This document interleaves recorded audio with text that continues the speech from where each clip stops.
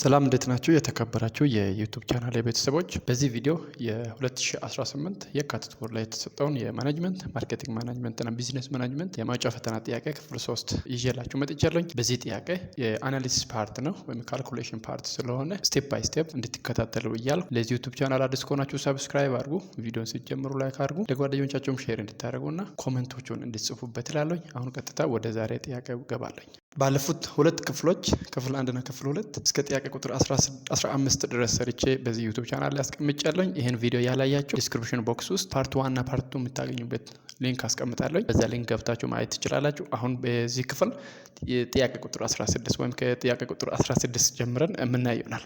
question number 16 assume that unit variable cost is per 10 and total fixed cost is per 300,000. The expected sales unit have been 50,000 units and the expected return or profit margin is 20% and the investment of the company is per 1 million. What the calculated price value of a product or unit price in BRR according to markup pricing method and investment return pricing method respectively? A 6.02 BRR and 6.02 BRR, B 6.02 BRR and 7.2 BRR, C 20 BRR and 20 BRR, D 20 BRR and 21.5 BRR. So this is the given question.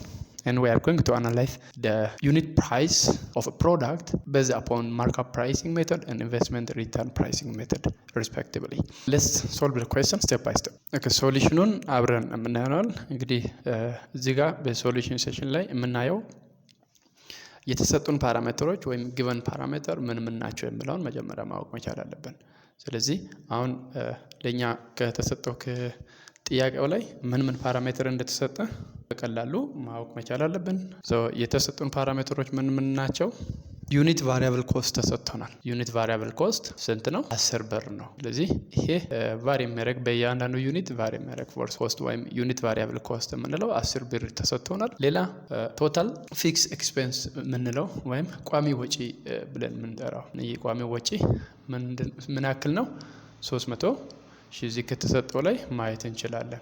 ሌላ የተሰጠን ፓራሜትር ምንድነው?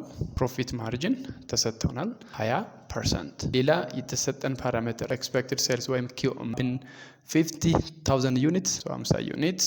ኦቨርኦል ኢንቨስትመንት ያው 1 ሚሊዮን ነው። ስለዚህ እነኚህ ጊቨን ፓራሜትሮቹን ተጠቅመን አሁን በቀላሉ አናውን ፓርት ወይም የተጠየቅነውን መስራት እንችላለን ማለት ነው። በዚህ እንግዲህ የተጠየቅነው ምንድነው? እነኚህን ሁለት ፕራይሲንግ ቴክኒክ ተጠቅመን ነው ይሄን ካልኩሌት የምናደርገው።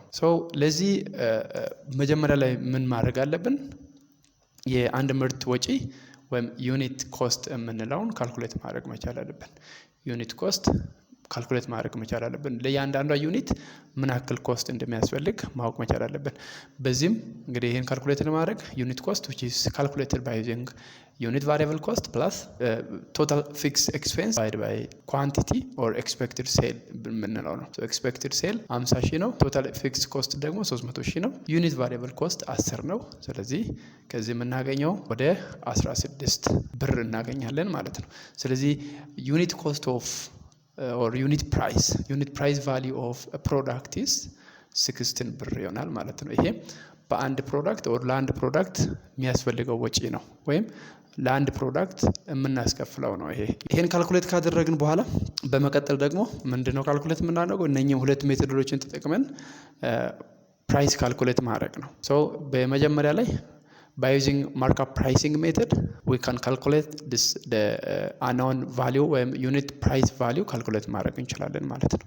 by using markup pricing method here the unit price value which is equals to unit cost over 1 minus profit margin እንላለን። በዚህ ፎርሙላ ተጠቅመን ካልኩሌት ማድረግ እንችላለን ማለት ነው። ይሄ ጀነራል ፎርሙላ to calculate unit price value by using markup pricing method። unit cost ለእያንዳንዱ ዩኒት ኮስት ምን ያክል እንደሆነ ካልኩሌት አድርገናል። እዚህ ጋር 16 አግኝተናል። 16 ሲካፈል አንድ ሲቀነስ ፕሮፊት ማርጂን ደግሞ 20% that means 0.2 ይሆናል ማለት ነው።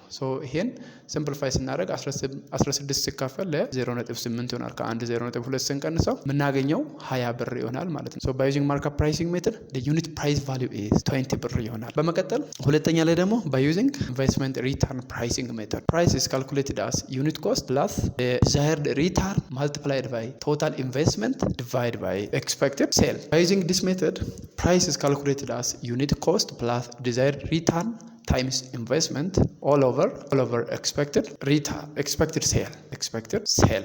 በዚህ ፎርሙላ ውስጥ ቁጥሮቹን በማስገባት ካልኩሌት እናደርጋለን ማለት ነው። ይህን ካልኩሌት ስናደርግ እንግዲህ ቁጥሮቹ የምናውቃቸው ነው ካልኩሌት አድርገን ያገኘናቸው እና ሌላው ደግሞ የተሰጡን ፓራሜትሮች ስለሆኑ በዚህ ውስጥ ሰብስቲቱት ማድረግ ማለት ነው።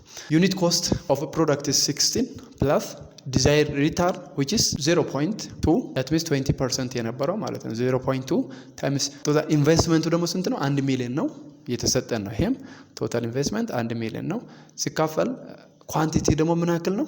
ኦር ኤክስፔክትድ ሴል ኦር ኪው የምንለው ስንት ነው? 50,000 ይሆናል ማለት ነው። ስለዚህ ይሄን ፓርት ሲምፕሊፋይ እናደርጋለን። ይሄን ፓርት ሲምፕሊፋይ ስናደርግ እዚህ ጋር እናጠፋለን ዜሮዎቹን። 100 ሲካፈል 5 ስንት ነው የምናገኘው? 100 ለ5 20 እናገኛለን። 20 ደግሞ በ0.2 ስናባዛ 4 እናገኛለን ማለት ነው። ፕራይስ ስንት ነው? ባይ ዩዚንግ ዲስ ሜተድ 16 ሲደመር 4 ብር ይሆናል። ይሄም በተመሳሳይ 20 ኢቲቢ ወይም 20 ኢትዮጵያን ብር ይሆናል ማለት ነው። በሁለቱም ሜትር ካልኩሌት አድርገን ያገኘነው ምን ያክል ነው? 20 ብር ማለት ነው። ለሁለቱም በተመሳሳይ 20 ብር ነው ያገኘነው።